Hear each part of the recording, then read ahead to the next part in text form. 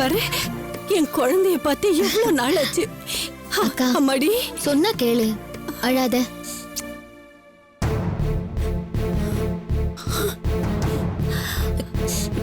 இல்ல நந்தினி, நான் தப்பு பண்ணிட்டேன். நீயும் அவரும் என்ன மன்னிச்சிட்டேன்னு சொன்னாதான் என் மனசு ஆறும். அப்பதான் என்னால வீட்டுக்குள்ளே வர முடியும். ஆமா நந்தினி, எல்லாம் அந்த மாவு சாந்தியால வந்த வேணை. அவதான் என் மருமக மனசு கெடுத்து உங்க 2 பேரையும் சந்தேகப்பட வச்சுட்டா. நானும் என் மருமக சொல்றாளேன்னு உங்க 2 பேர் மேலேயும் கோவப்பட்டு வாய்க்கு வந்தபடி எல்லாம் பேசிட்டேன். அன்னைக்கு நீ அந்த மாவு சாந்திய கூட்டிட்டு வந்தப்போ உன்னை நம்பாம நானும் என்னென்னமோ பேசிட்டேன். அது எதையும் மனசுல வச்சுக்காம நீங்க 2 பேரும் எங்க 2 பேரையும் மன்னிச்சிருங்க. சரி, மன்னிச்சிட்டேன். அக்கா, நீங்களும் எங்களை மன்னிச்சிருங்க. ஐயோ, நந்தினி சொன்னா போதும். அது நாங்க 3 பேரும் சொன்ன மாதிரி. அப்ப சரிங்க. மாலதி, வாமா உள்ள போலாம். அக்கா, இன்னும் ஏங்கா தயங்குற? இல்ல, அவரும் ஒரு வார்த்தை என்ன மன்னிச்சிட்டேன்னு சொன்னாருன்னா முடியாது.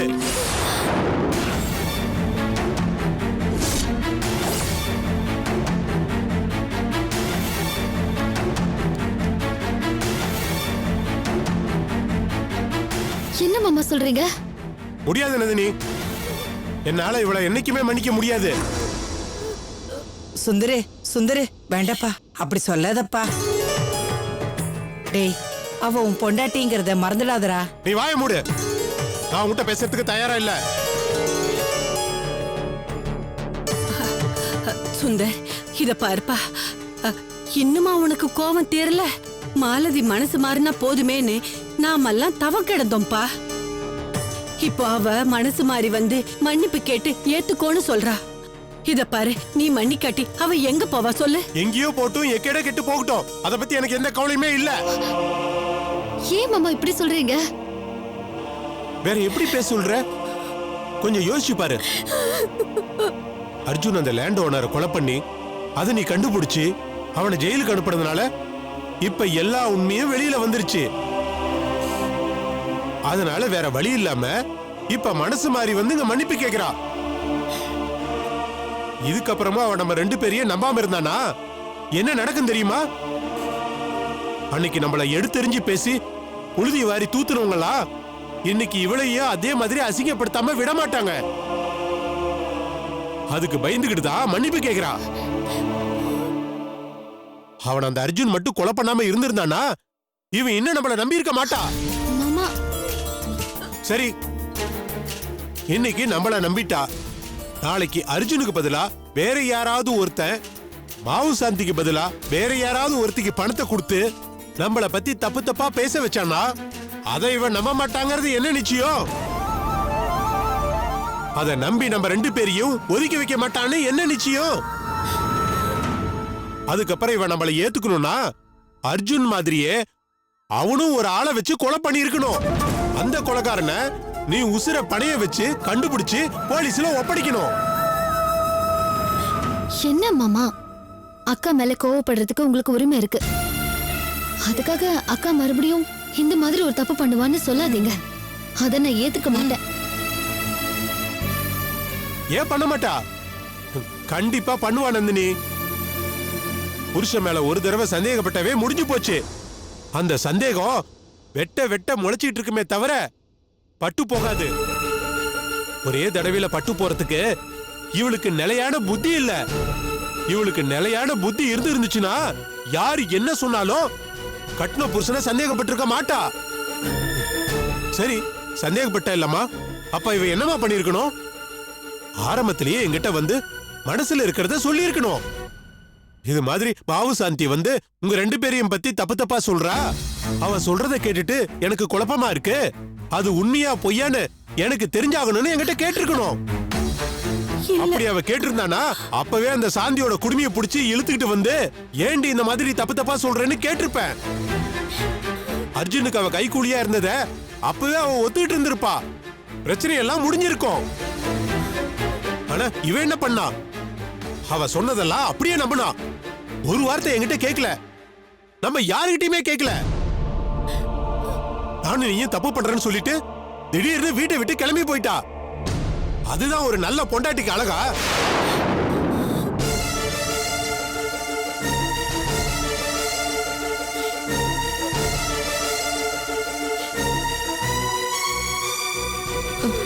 மாலதி, அது தப்புன்னு சொல்லு மாலதி, தப்புன்னு சொல்லு மாலதி.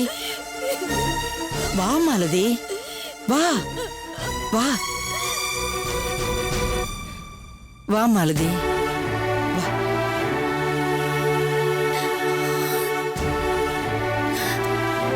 தப்புதான், ரொம்ப ரொம்ப தப்புதான். புத்தி கெட்டு போய் பண்ணிட்டேன். இனிமே எப்பவுமே இப்படி நடந்துக்க மாட்டேன். என்ன மன்னிச்சிருங்க. என்ன சுந்தர், எந்திரிமா. நீ புத்தி கெட்டு போய் பண்ணலடி, என்ன பழி வாங்குறதுக்காக பண்ண. இல்லனா நீ வீட்டை விட்டு போய் எங்க அம்மாவை நீ பாத்துருக்க மாட்ட. எங்க அம்மாவோட சேர்ந்து போலீஸ் ஸ்டேஷனுக்கு போய் எங்க 2 பேரை பத்தி வாய் கூசுற அளவுக்கு தப்பா பேசி போலீஸ்ல புகார் கொடுத்துட்டு வந்திருக்க மாட்டேன். பேப்பர்ல தப்பான செய்தியும் போட வச்சிருக்க மாட்டேன். பேப்பர்ல வந்த செய்தினால நானும் நந்தினி அனுபவிச்ச வலி, வேதனை, அவமானத்தால இனிமேல் எத்தனை ஜென்மம் எடுத்தாலும் அதை உன்னால புரிஞ்சிக்க முடியாதுடி. எங்களால உனக்கு புரிய வைக்கவும் முடியாது. அவ்வளவு பட்டுட்டோம்.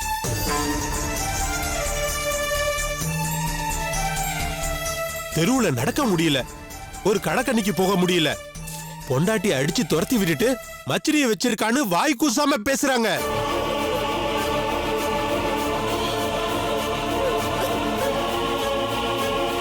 அசிங்க அசிங்கமா திட்டினாங்க, காரி துப்புனாங்க, ஈன பிறவின்னு சொன்னாங்க. வீட்டு ஓனர்ல ஆரம்பிச்சு தெருவுல போற முன்னப்பட தெரியாத அத்தனை பேரும் எங்க 2 பேரோட மனசையும் பிச்சு கொதறி எடுத்து கொதறி போட்டுட்டாங்க. ஆம்பளைங்க பொம்பளைங்க, நல்லவங்க கெட்டவங்க, தெரிஞ்சவங்க தெரியாதவங்கன்னு எந்த வித்தியாசமும் இல்ல. எல்லாரும் நாக்கு மேல பல்ல போட்டு பேசிட்டாங்க. என்னைக்கு இருந்தாலும் ஒரு நாள் நம்ம புருஷனோட போய் வாழ்ந்துதான் ஆகணுங்கிற எண்ணம் கொஞ்சமாவது உனக்கு இருந்திருந்ததுன்னா எங்களை நீ இந்த மாதிரி அசிங்கப்படுத்திருக்க மாட்ட, அவமானப்படுத்திருக்க மாட்ட. புருஷங்காரனை வேண்டான்னு முடிவு பண்ணி தானே எல்லாத்தையுமே பண்ண. அப்புறம் எதுக்கு வந்து இங்க மன்னிப்பு கேட்கிறேன்னு சொல்லிட்டு இருக்க? அதுக்கு என்ன யோகியம் இருக்கு உனக்கு? நானாவது அத்தனை அசிங்க அவமானத்தை பொறுத்துக்கிட்டேன். நான் உங்ககிட்ட வந்தேன், தப்பு பண்ணாம எத்தனை தடவை நான் உங்ககிட்ட வந்து மன்னிப்பு கேட்டேன். அதுக்கு நீ என்ன சொன்ன? உங்க முகத்துல முடிக்கிறதே பாவன்னு சொன்ன. வந்து என்ன கட்டாயப்படுத்தி திட்டி மிரட்டி விடுதலை பத்திரத்துல கையெழுத்து வாங்கிட்டு போன. அப்பவே என் மனசு செத்து போச்சுடி. அதோட நிக்காம வக்கீல பார்த்து டைவர்ஸ்க்கு ஏற்பாடு பண்ண. இப்ப மட்டும் நந்தினி அர்ஜுனை பிடிச்சு கொடுக்காம இருந்திருந்தா நீ என்ன தெரியுமா செஞ்சிருப்ப? அதே மாதிரி ஆணவத்தோடையும் திமிரோடையும் வந்து டைவர்ஸ் வாங்குறதுக்காக வக்கீலம்மா கோர்ட்டுக்கு வர சொன்னாங்கன்னு வாங்க போலான்னு என்ன கூப்பிட்டுருப்ப. உன்னால நான் பட்டு அனுபவிச்சது எல்லாமே போதும். இனிமேலாவது நான் கொஞ்சம் மன நிம்மதியோட மீதி இருக்கிற காலத்தை கழிச்சிட்டு போய் சேரலான்னு நான் முடிவு பண்ணிட்டேன். எனக்கு பொண்டாட்டி வேண்டாம், புள்ளக்குட்டி வேண்டாம். நீ கிளம்பு. ஏ சுந்தர் மாமா,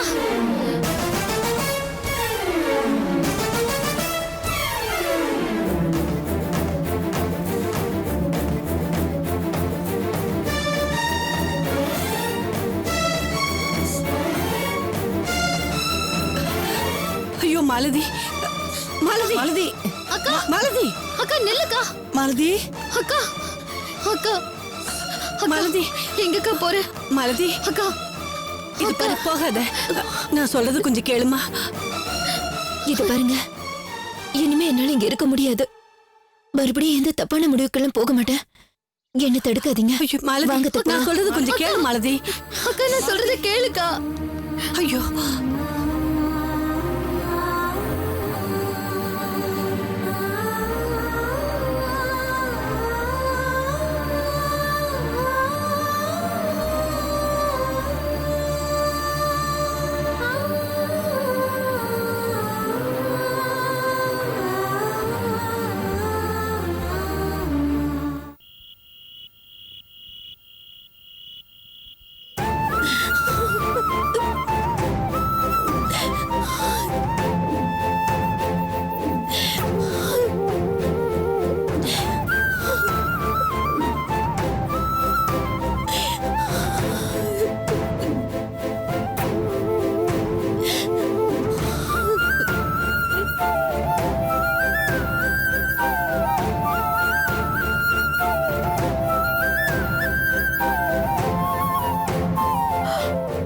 மாலதி, ஏம்மா இப்படியே அழுதுகிட்டு இருக்கே? இப்படியே அழுதுகிட்டு இருந்தேன்னா உன் உடம்பு கெட்டு போயிடுமா? என் வாழ்க்கையே கேள்விக்குறியாயிடுச்சுமா. இனிமே என் உடம்பு என்ன ஆனா என்ன? மாலதி, ஏதோ உன் கெட்ட நேரம், நடக்கக்கூடாதெல்லாம் நடந்து போச்சு. இனிமே உனக்கு எல்லாம் நல்ல நேரம் தான், எல்லாம் நல்லபடியா நடக்கும். எதுக்கும் கவலைப்படாதம்மா. இல்லப்பா, எனக்கு நல்ல நேரம் வரும்னு தோணல. நான் ஒரு பாவிப்பா, பாவி. நந்தினி மேலேயும் என் புருஷன் மேலேயும் எந்த தப்புமே இல்ல.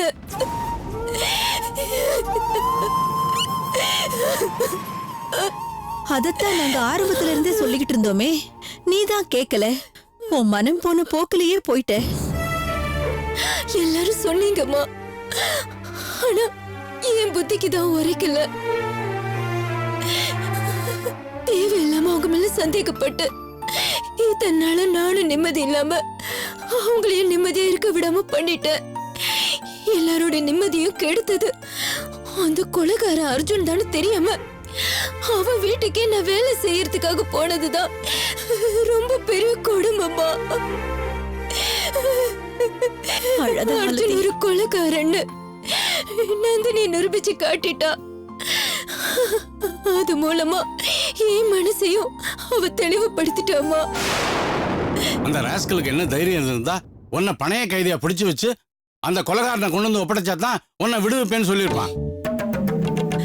நல்ல வேளை நந்தினி சுந்தரம் அந்த நேரத்துல அங்க வந்து உன்னை விடுவிச்சாங்க, போலீஸ் துணையோட வந்து. இல்லைன்னா இப்போ உன் நிலைமை என்ன ஆயிருக்கும்? என்னைக்கு அந்த அர்ஜுன் லேண்ட் ஓனரை விலைக்கு வாங்கி நம்மள 3 லட்சம் ரூபாய் ஏமாத்துறானோ அன்னைக்கு அவனை போட்டு தள்ளியிருப்பேன். விஸ்வனை தான் தடுத்துட்டாரு. அவனோட கதை அன்னைக்கு முடிச்சிருந்தா இன்னைக்கு நம்ம குடும்பம் இந்த நிலைமைக்கு வந்திருக்காது. சரி விடுங்க மாப்பிள. எப்படியோ நந்தினி அவ உயிரை பணைய வச்சு செஞ்ச காரியத்தினால விஸ்வ மாப்பிள மேல இருந்த பூரா பழி நீங்கிடுச்சு. அதே மாதிரி உண்மை தெரிஞ்சதும் மாலத்தியோட மனசு மாறிடுச்சு. இப்ப அதை நினைச்சு சந்தோஷப்படாம எதுக்காம அப்படி உட்காந்து அழுதுகிட்டு இருக்க? என் புருஷன் என்ன மன்னிச்சு ஏத்துக்கிட்டு இருந்தா நான் சந்தோஷப்பட்டிருப்பேன்ப்பா. அவர் என்ன மன்னிக்க முடியாதுன்னு சொல்லிட்டாருப்பா. அப்புறம் எப்படி அழாம இருக்க முடியும்?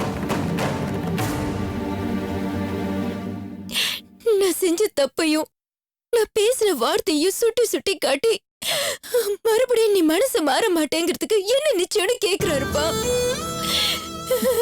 மாலதி, மாப்பிள்ளைக்கு உன் மேல இருக்கிற கோபம் இன்னும் தீரலம்மா. நல்லவங்களுக்கு வர்ற கோபத்துக்கு ஆயுசு கம்மிமா. அவர் உன்னை சீக்கிரமா புரிஞ்சுக்கிட்டு ஏத்துக்குவாரு. நீ கவலைப்படாதம்மா. இல்லம்மா, அவர் முடிவுக்கு வந்துட்டாரு. இனிமே அவர் வாழ்க்கையில எனக்கு எந்த இடமும் இல்லைன்னு உறுதியா சொல்லிட்டாரு.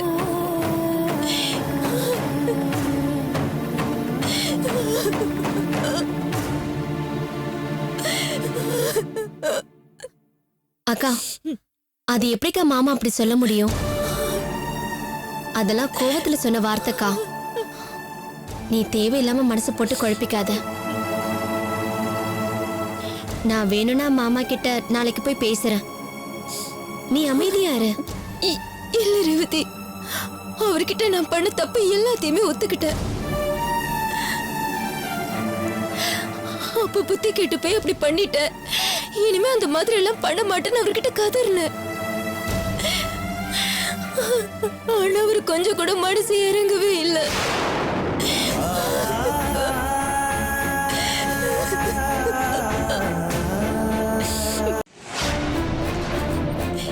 மாலதி,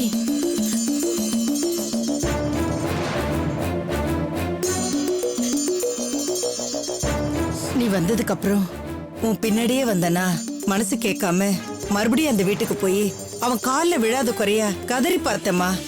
அவன் பிடி கொடுத்தே பேச மாட்டேங்கிறாமா.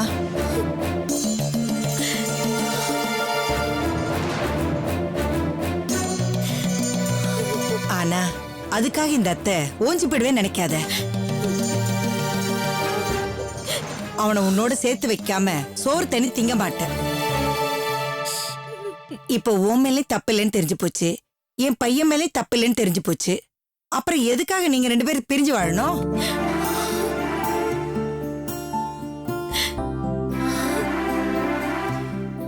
என்ன சம்பந்தி,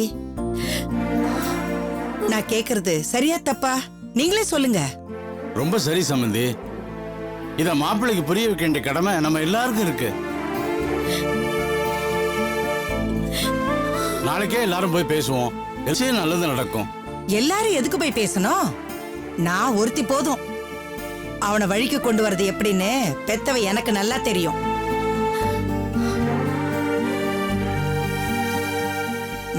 இன்னும் எத்தனை நாளைக்கு தான் இப்படி முரண்டு பிடிப்பான்?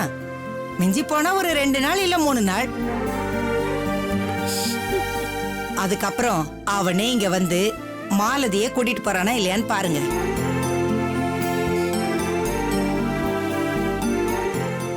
அவன் வந்து கூட்டிட்டு போற வரைக்கும் மாலதி, அது வரைக்கும் நான் உன்னை விட்டு போக மாட்டேன். நீ எதுக்காக கவலைப்படாத.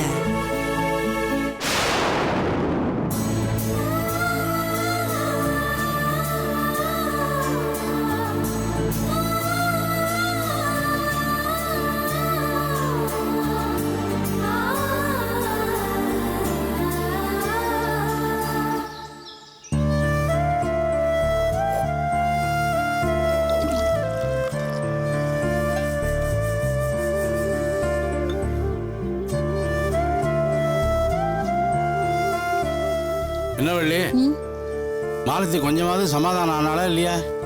இல்லங்க, மாப்பிள்ளை அவளை மன்னிக்க மாட்டேன்னு சொன்னதுனால மனசு ரொம்ப பாதிக்கப்பட்டிருக்கா. காலையில இருந்து ரூமை விட்டு வெளியில வரவே இல்லங்க. அதான் காஃபியாவது போட்டு கொடுக்கலான்னு காஃபி போட்டுக்கிட்டு இருக்கேன். யார் கண்ணு போட்டதோ நல்லா இருந்த மாலதி மனசுல குழப்பம் வந்து நந்தினி மேலையும் மாப்பிள்ளை மேலையும் நெருப்பு அள்ளி கொட்டுற மாதிரி வார்த்தைகளை அள்ளி கொட்டிட்டா. இப்போ கொட்டின வார்த்தைகளை திரும்பி அள்ள முடியாம தவியா தவிக்கிறா பாவம். சரி வா.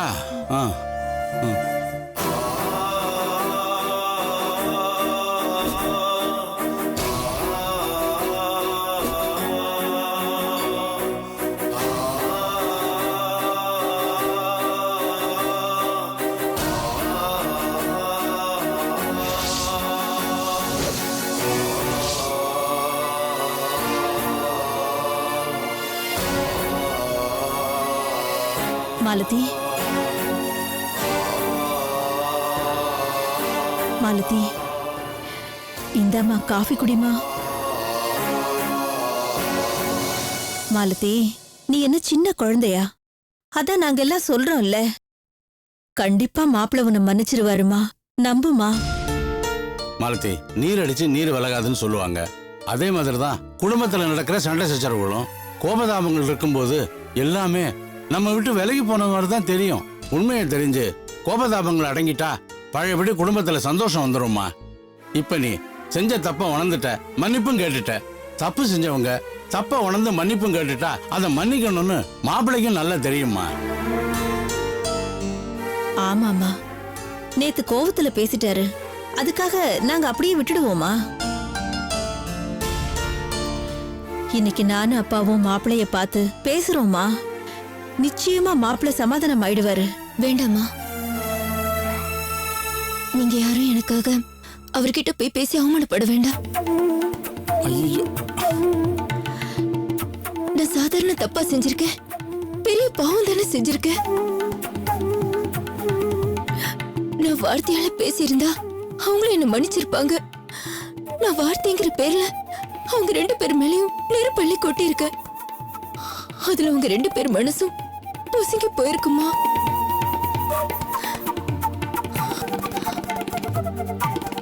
கூட பிறந்த ஒரு பாவத்துக்காக தான் நந்தினி என்ன மன்னிச்சு விட்டுருக்கா. ஆனா அவரு எதுக்காகமா என்ன மன்னிக்கணும்? நேத்து நான் அவர்கிட்ட மன்னிப்பு கேட்கும்போது நான் பேசின ஒவ்வொரு வார்த்தையும் திருப்பி சொல்லி என்ன சவுக்கால் அடிச்ச மாதிரி கேள்வி கேட்டாரு. அதுல இருந்து எனக்கு நல்லா தெரிஞ்சு போச்சுமா, அவரு கடைசி வரைக்கும் என்ன மன்னிக்க மாட்டாருமா. என்ன மாலதி பேசுற? அவன் உன்னை மன்னிக்கலன்னா நான் விட்டுருவேனா? அந்த அர்ஜுன் பண்ண சூழ்ச்சி தெரியாம நானும் உன் கூட சேர்ந்துக்கிட்டு அவனை எப்படி எல்லாம் திட்டிருக்கேன். போலீஸ் ஸ்டேஷன் வரைக்கும் போயிருக்கேன். அதுக்கு பிராயச்சித்தமா எப்படியாவது அவன் கை காலில் விழுந்தாவது உன்னை அவன் கூட சேர்த்து வைக்கிறேன். ஐயோ, இருங்க சம்பந்தி. மாப்பிள்ளையே ஏற்கனவே உங்க மேல கோபமா இருக்காரு. இப்ப நீங்க போனீங்கன்னா இன்னும் கோபம் ஜாஸ்தி ஆயிடும். அதனால நாங்க 2 பேரும் போய் மாப்பிள்ளை கிட்ட பேசி அவரை சமாதானப்படுத்துறோம். அப்பா, நான் இப்பவும் சொல்றேன், நீங்க யார் போனாலும் அவரு நிச்சயமா என்ன மன்னிக்க மாட்டாருப்பா. அவரு என்ன மன்னிக்கணும்னா அதுக்கு ஒரே ஒரு வழிதான் இருக்கு. சொல்லுமா, அது என்ன வழி? சொல்லுமா மாலதி, அது என்னம்மா வழி? அதுக்கு ஒரே வழி எனக்கு நானே தண்டனை கொடுக்கறது தான். மாலதி,